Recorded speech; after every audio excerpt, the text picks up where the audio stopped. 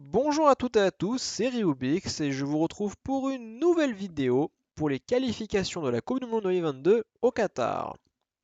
Pour cet épisode, nous allons traiter du deuxième tour de qualification nord-américain et c'est un épisode qui sera plutôt court car il n'y aura pas de montage dû à certains problèmes, d'abord techniques, puis une autre contrainte, le temps. Voilà, je n'aurai pas le temps de faire cette vidéo, enfin plutôt de bien la travailler.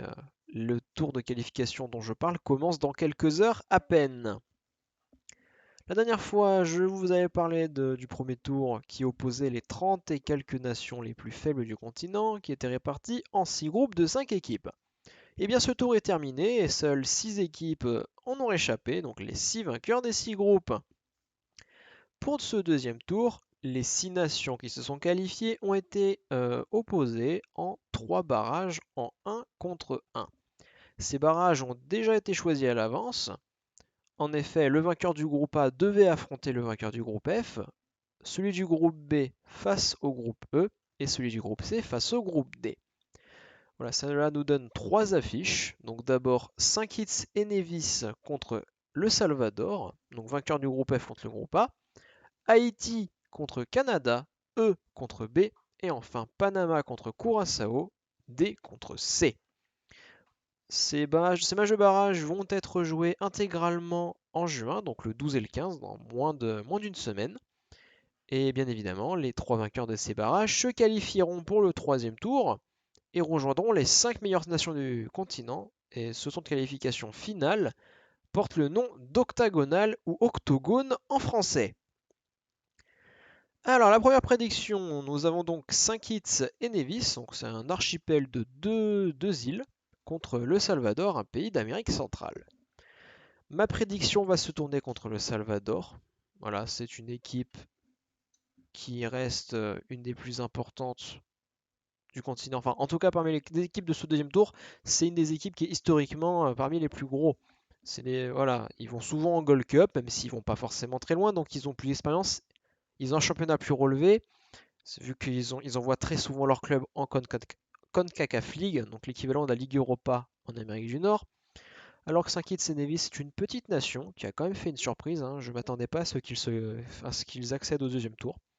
Mais voilà, c'est une petite nation des Caraïbes qui n'a pas beaucoup d'histoire, d'expérience de jeu, que ce soit les clubs ou l'équipe nationale.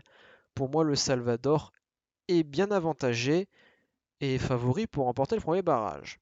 Voilà, donc El Salvador, vainqueur du barrage 1.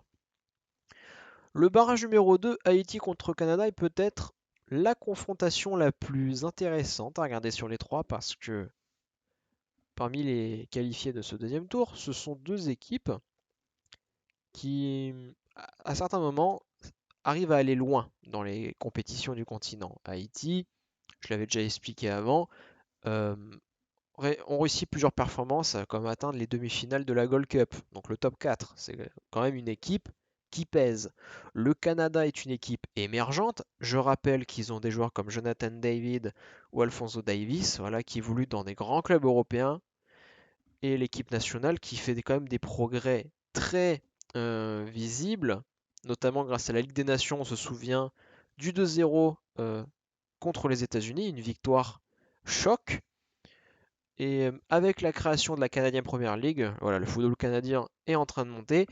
Euh, par coup de cœur pour le Canada, je mettrai les Canadiens comme vainqueurs de ce barrage numéro 2. Donc barrage numéro 2, Canada.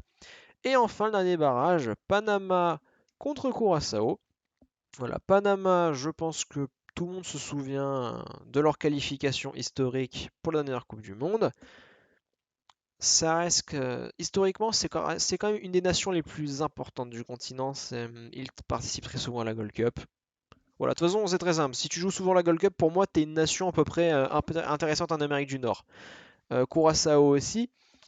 Mais je pense que le Canada vont continuer sur les lancers de la Coupe du Monde 2018. Je pense que le fait qu'ils se sont qualifiés, ça les a boostés.